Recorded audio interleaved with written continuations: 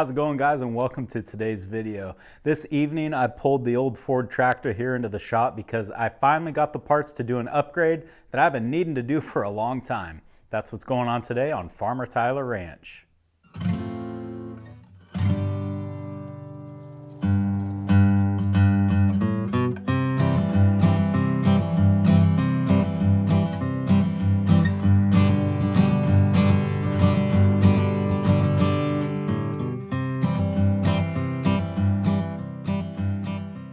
For those of you that are new to the channel, this is my grandpa's tractor, or it was his tractor when he was alive.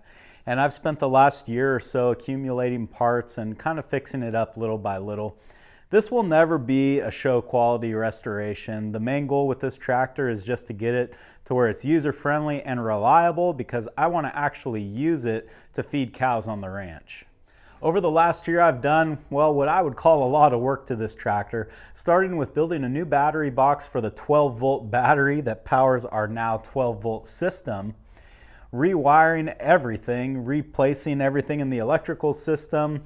On this side, I rebuilt the carburetor, took off a few parts and painted them up and made them look nice. This air cleaner was pretty much a mess and had to be totally cleaned out and rebuilt, basically.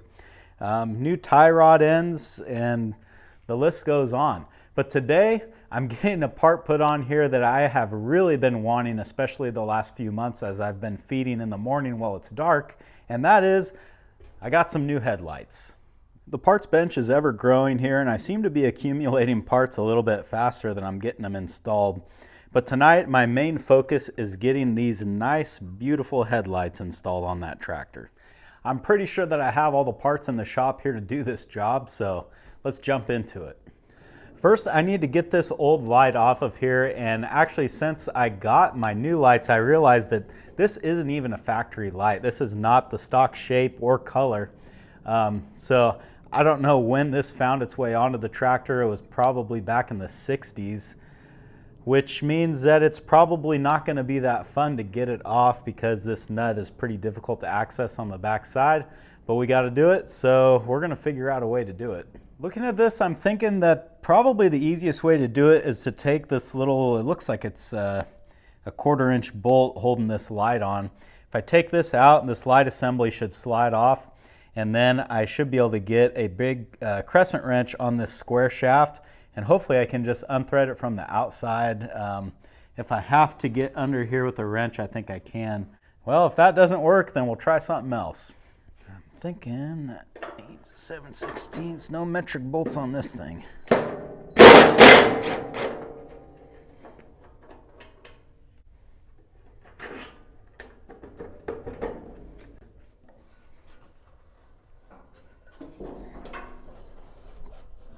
Okay.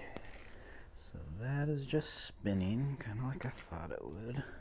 All right, I was able to get a wrench on the inside here, and this thing is actually turning surprisingly easy, almost too easy.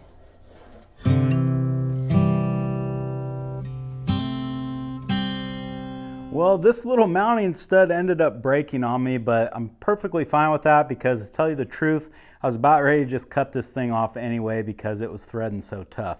So now it is out of the way. We can go ahead and mount up the new lights. Mounting these lights is pretty straightforward. There's already a hole here in the sheet metal to mount them, so we just got to get our little mounting socket thing. I'm not really sure what to call this. And then the light will mount into that.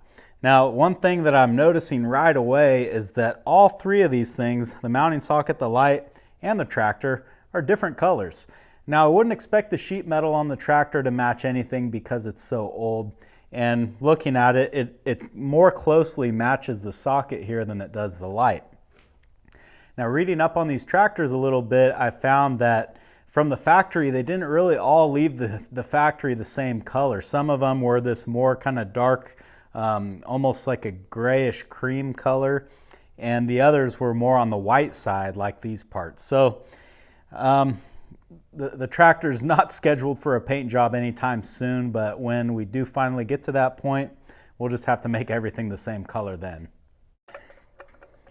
And then this is one of those times where if I had a third hand, probably find something to do with it.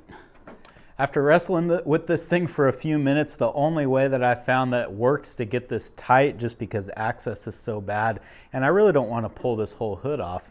But what I can do is I've got a way where I can stick my wrench in here to hold that nut, and I can just kind of turn this light from the outside and tighten it that way. I don't think I'm going to go much further than this. There. Now, before I go any further with this project, I want to test this light and make sure that it works. And it's not necessarily that I think it came from the factory bad, but I really do kind of question this ground system. The light grounds directly to the sheet metal, which has old paint and rust on it that I have tried to clean off the best that I could, but I don't know how well this sheet metal is grounding to the tractor. So I'm going to run a jumper wire from the positive on the battery up to the hot wire on this light, and we will hope that it turns on. If that's the case, then I don't have to worry about anything, but if it doesn't, then I'm going to need to do a little more digging. All right, so we got our jumper wire hooked up here, and my main concern now is that when I do touch the other end of the wire to a hot wire up here under the dash, that I'm not accidentally grounding out on anything else. So I think we're okay. Let's see what happens. Oh, good. All right. Yeah. Perfect. Well, that is good news. I was actually 50-50 whether or not that was going to work. So apparently it is making a good ground, and there's really nothing left to do with this side for now. Let's get the light put on the other side. Now this side is a little bit different because there is not a light here, as you can see. But what I do see in the sheet metal is what looks like a knockout. There's an indentation here. I'll zoom in on it so you can see. I'm hoping that I can just take a punch and that'll knock out like on an electrical box or something like that. If not, it's easy enough to drill, but I mean, they've obviously got this here. That can't be for anything else. So that's where the hole's gonna go one way or another. So I'm gonna start with a hammer and a punch here, and I'm just gonna see if I can knock that little thing out of there. Like I say, it looks like a knockout, but I don't know if they did that back in the 50s or not. If you're admiring this nice hammer that I have here, the reason that I'm using it is it's just kind of nostalgic, I guess. This was my grandpa's hammer. I don't know when I robbed this from him or what toolbox I found it in, but this was his. And the more I got to thinking about it, odds are that there was a time years and years ago he probably used this hammer while he was doing something on this tractor. So I'm using it now.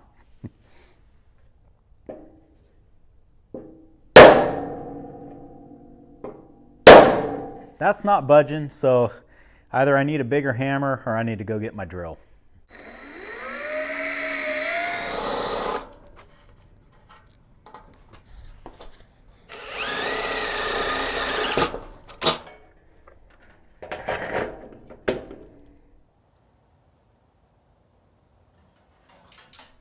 I ordered up what is supposed to be a factory switch. Now, I'm not sure that they looked exactly like this. This has plastic on it. I don't think they used a lot of plastic back in '53.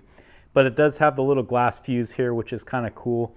And the knob itself, I think, looks factory. I actually don't know that I ever saw the factory switch. So this is the one we're going to use.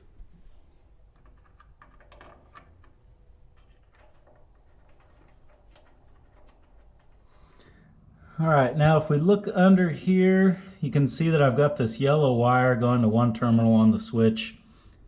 That yellow wire goes back to the key switch so that these lights, I'll only be able to turn them on when the key is turned on. So hopefully at some point that ought to save that battery. Well, for some reason after I got everything wired up, now the light on this side is no longer working. So I guess I got to run through with the test light, try to trace that back and see what's going on. All right, I've got my test light hooked up to the battery here. So I turn the key on, the light's on. The other side there works. And put the tester on this wire. So yeah, I got power coming to this light. So apparently that bulb burned out. That sure didn't last too long. Now it just so happens that I have another bulb here because I got it for the rear facing light. And with the hay platform on there, the rear facing light isn't really going to do anything. So yeah, I guess I'll just put this on the front.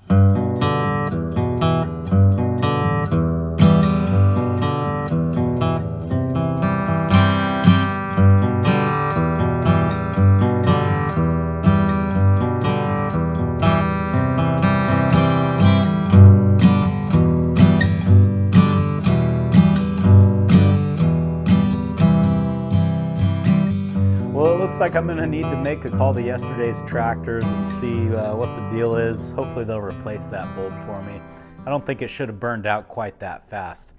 But be that as it may, with the spare bulb that I had put in there, these lights are both working now. So I think because it is dark outside, we should take this tractor out and get the lights aimed properly and see how bright they are.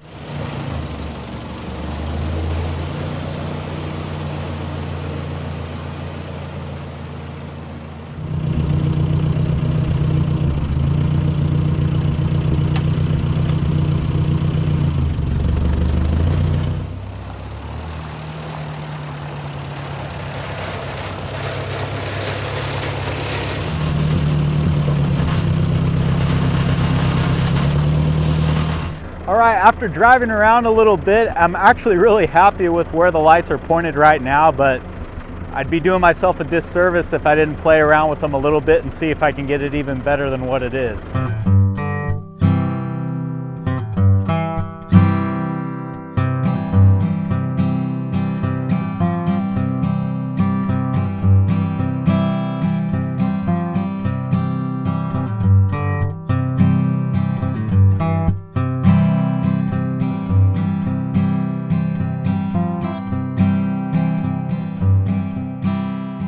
Well guys, I don't think we're going to get much better than that. These throw a really wide pattern, they look really good, and for non-LED headlights, it's about as good as I can hope for.